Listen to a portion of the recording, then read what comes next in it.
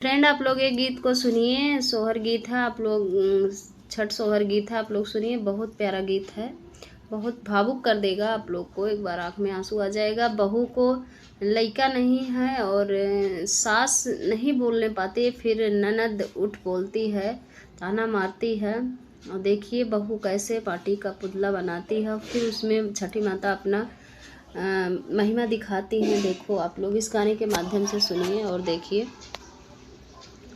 मचिया ही बैठी है सासोता, बाऊ हरिया रज करई, बाऊ हरिया रज करइयो। सासु दई दे तो चटकी चुनरिया, छठिया हम भूखब हो।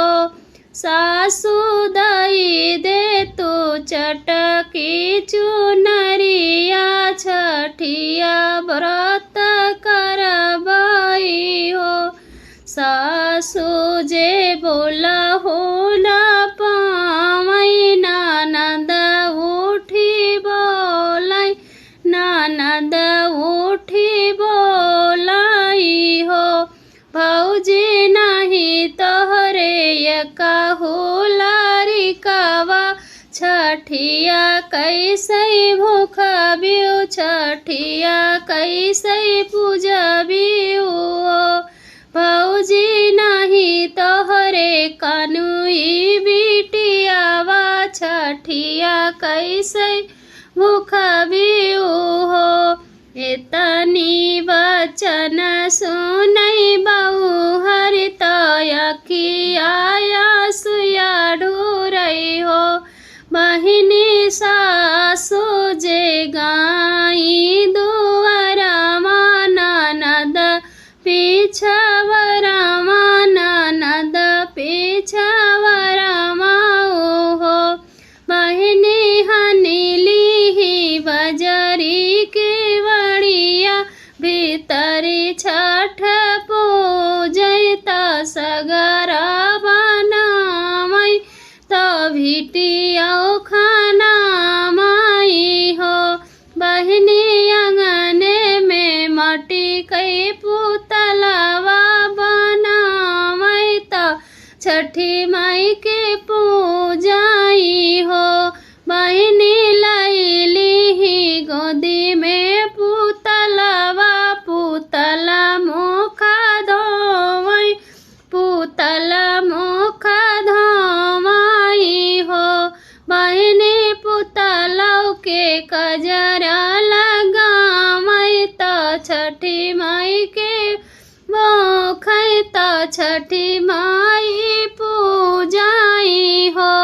बहिनी गोदिया में लाई कई पुतलवा, तो छठी छठी आवई हो।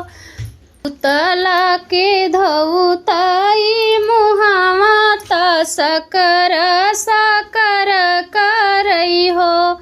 बहिनी अखिया में सजतई काजरवा, किलकारी मारई पुतला, किलकारी मारई पुतला हो। ललना कै किलकारी सुनई सासु, तो बहू हरि से बोलाई हो। बहू हरि खोलतियो ना बजरी के मड़िया, ललन के कई रोवई, ललन किलकारी मारई हो। एक हाथे खोलई के मड़िया, दूसरे हाथे ललना, दूसरे हाथे ललना हो। बहू हर के करहवई हो, ललना मायांगन किलकारी मारई हो। बहू हर के करहवई, ललना मायांगन किलकारी मारई हो। मट्टी कई पुतलवा बनाए, तो सगरा खोदाए हो। सासु मट्टी मटिया के भिटिया खोदाए त छठी माई के पूजे त छठी माई के पूजे हो।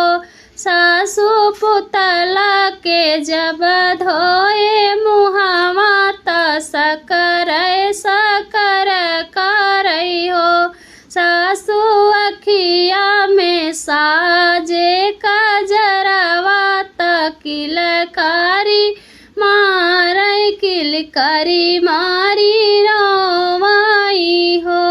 सासु हम नाही जाने है कुछ होता छठी माई के पूजे त छठी माई के पूजे हो। एतनी वचन सुनई सासु त अन्न धन लौटावई त अन्न धन लौटावई हो। बहिनी ननदी त गवई जोड़ा सोहर आंगन खूब नाचई आंगनवई में नाचई हो। भौजी हमले बैसोने कई कांगना